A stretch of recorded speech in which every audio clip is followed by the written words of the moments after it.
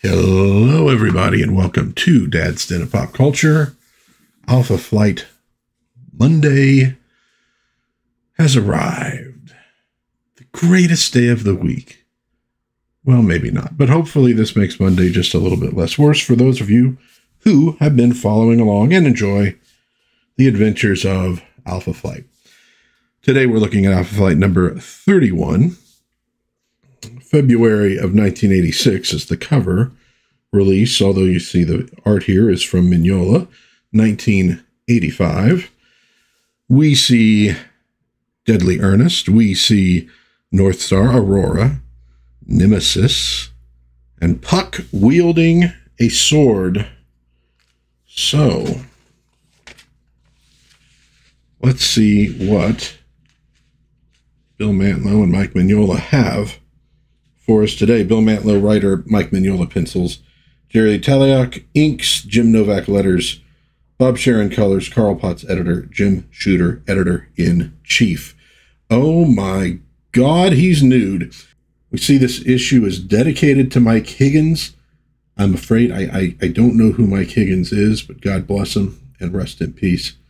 The story today, The Grateful Dead. Montreal. Since his resurrection, he has stalked the shadows of this city's back streets as naked as the first time he was born.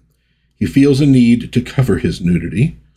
That he does so by taking the life of another concerns him not at all. You are looking at a creature so callous enough to kill for clothes. Making me think of the sneaker craze at one point. So this is Deadly Earnest. He is immortal, and he has a death touch. And he had been defeated in an earlier issue of Alpha Flight by a hero called Nemesis, which honestly, one of my favorite character designs in comics.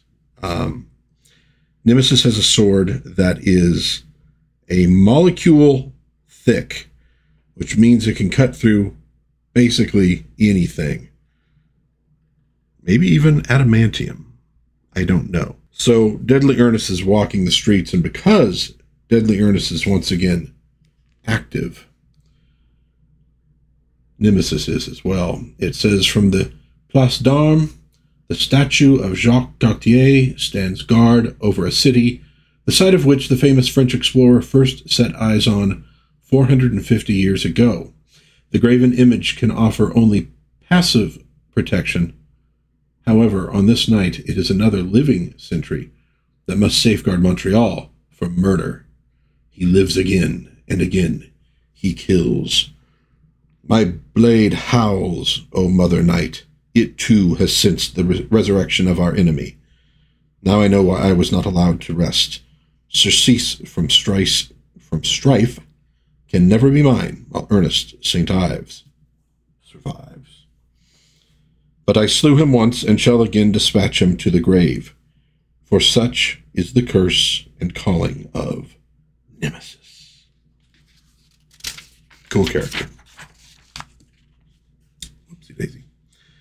And now, we go meet Alpha Flight. Now, Alpha Flight, last issue, we met Mr. Jeffries' brother, who can do with flesh and bone what Mr. Jeffries can do with metal, basically transmute it into any shape that he wants, similar to a character, a villain from X-Men called Mask.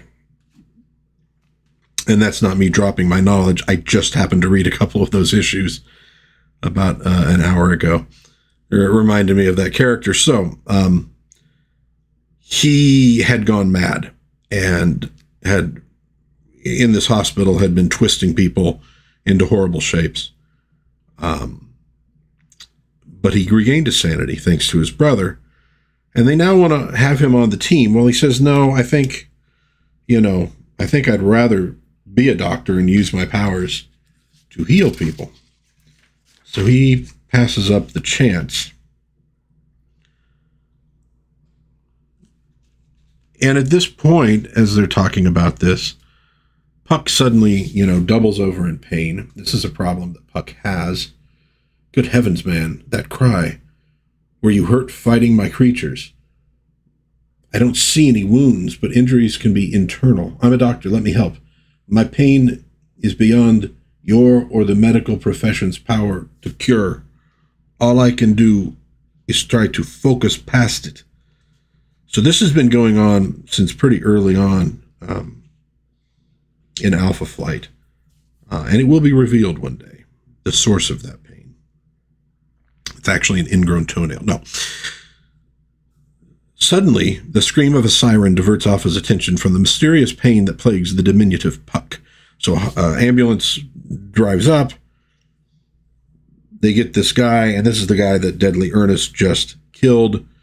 He's naked.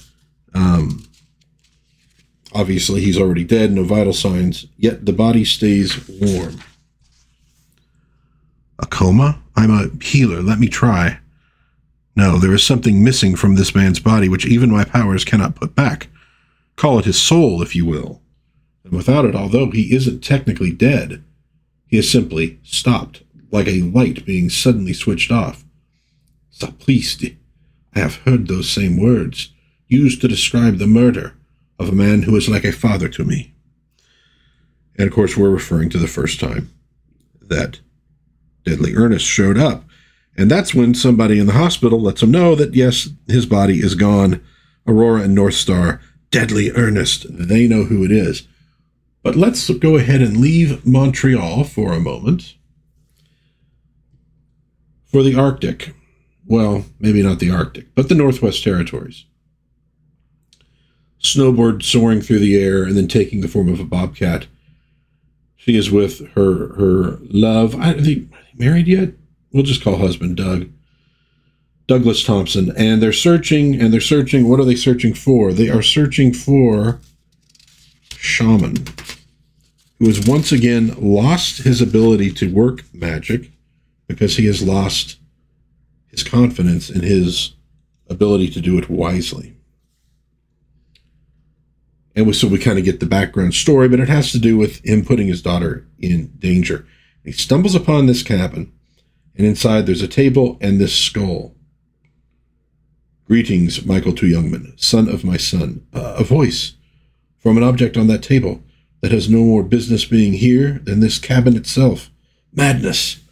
That is what you said when first I took this means of communicating with you from beyond the grave, grandson, because you, in your stubbornness, had rejected the gifts of your ancestors. Now, doubts of which I have warned you long ago have stripped you of such Sarsi medicine skill as you had come to command.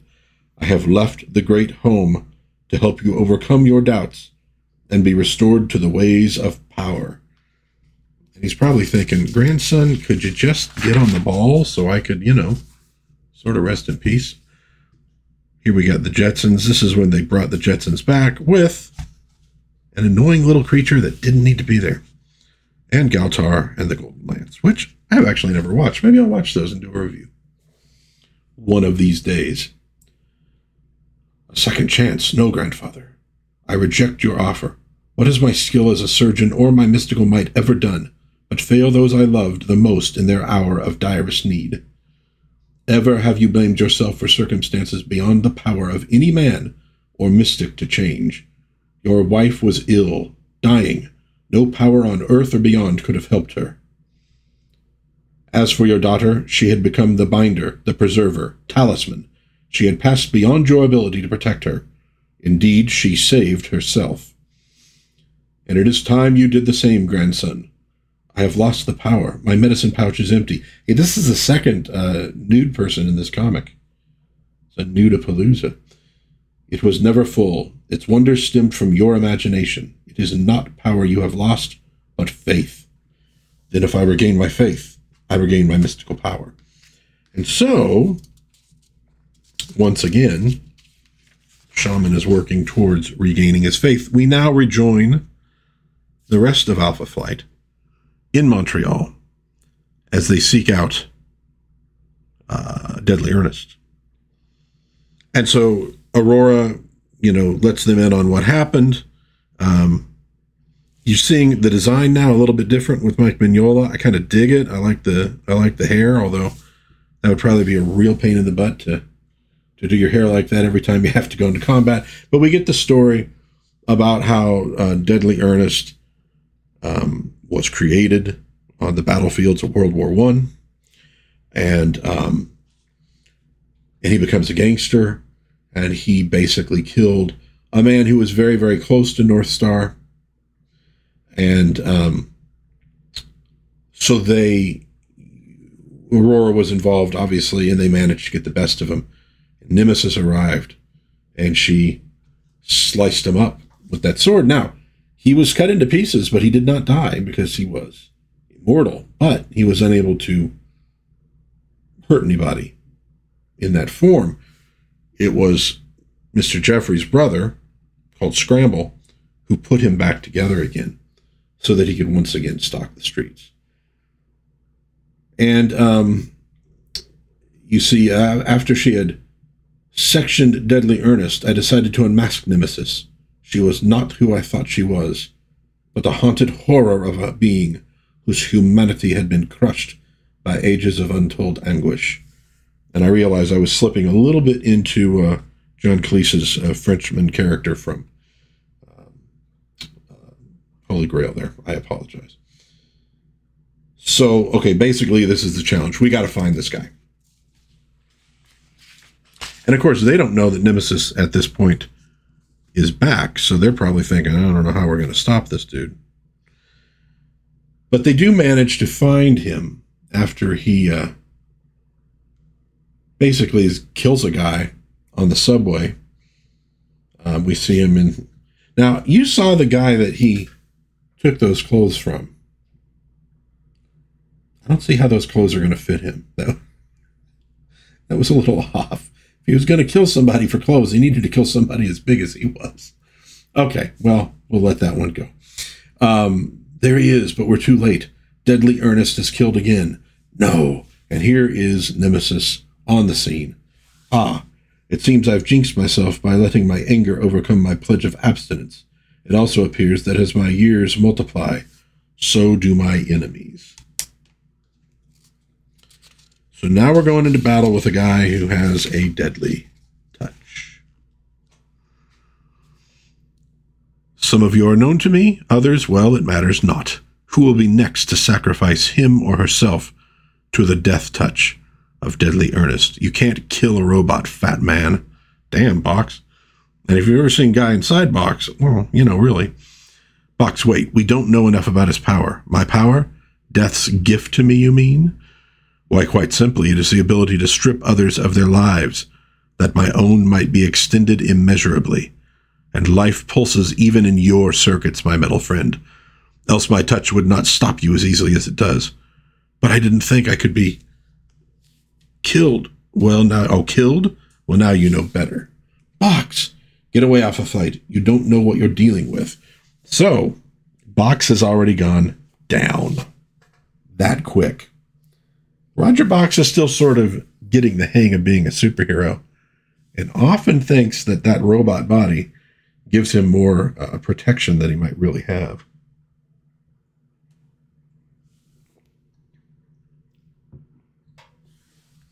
So he throws Box at Nemesis to get her out of the way.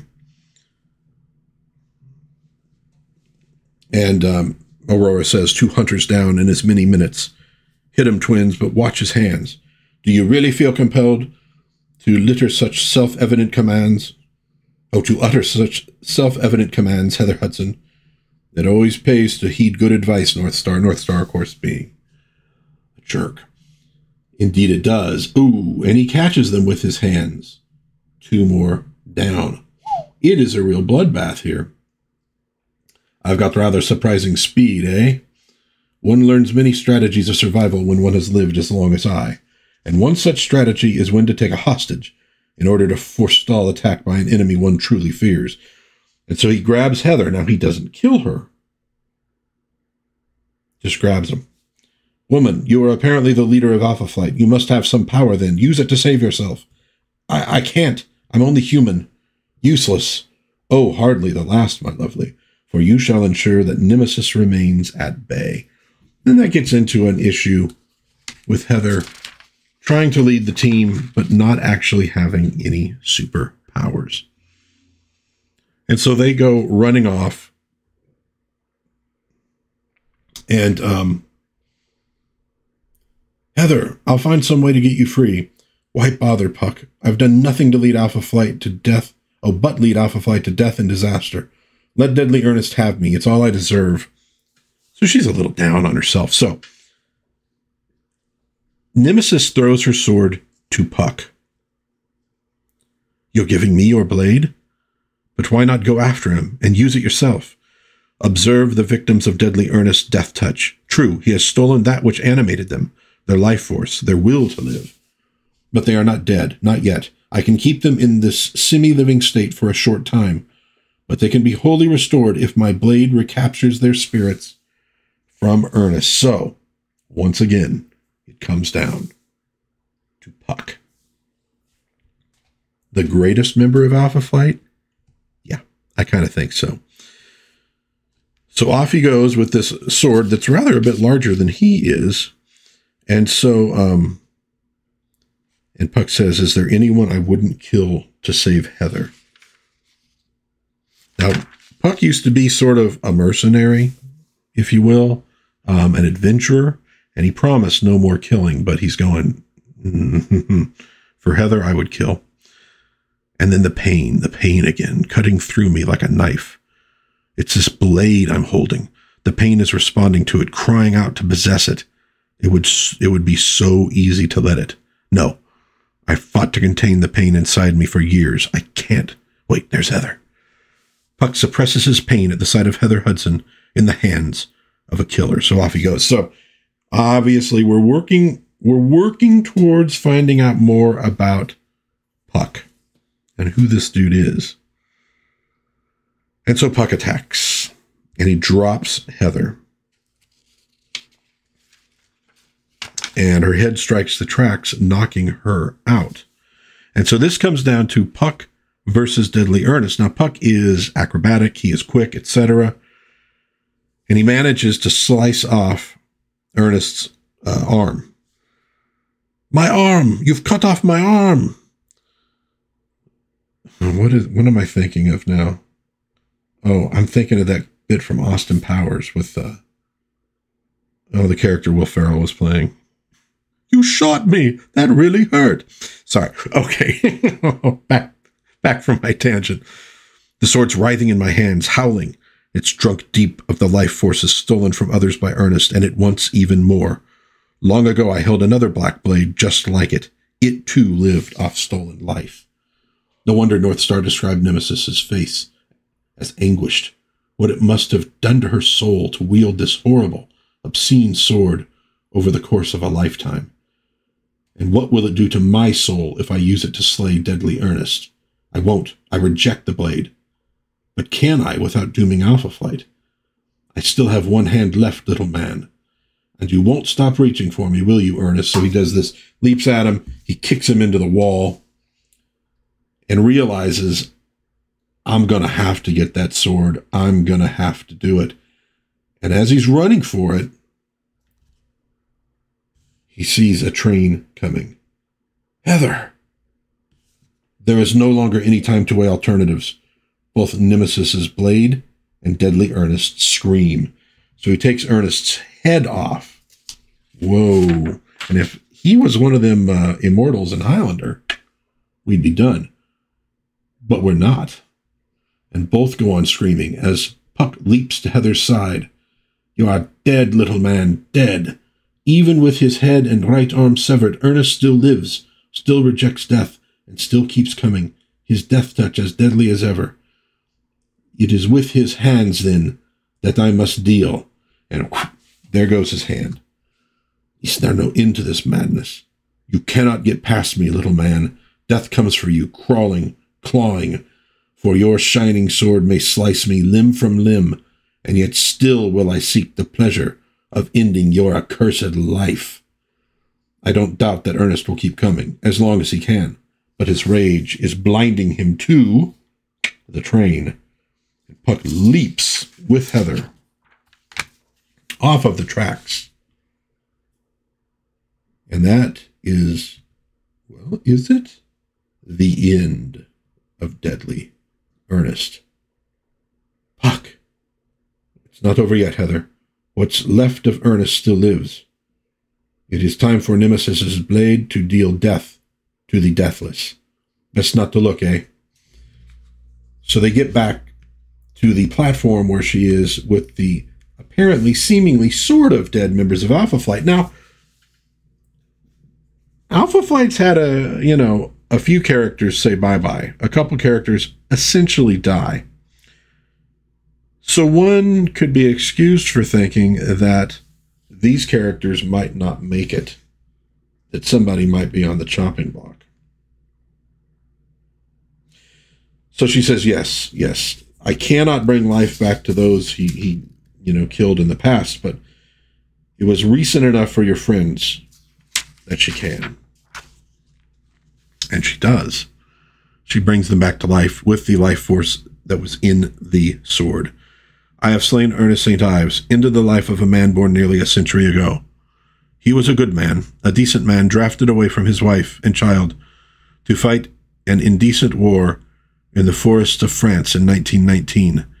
So fierce was his will to live, to return to his family, that he was able to reject death when she came to claim him. But if death could not have him, she ensured that he would deliver others unto her, and he did, helplessly, hopelessly, including his young wife when she ran to embrace him. In horror, he fled from his daughter's accusatory screams.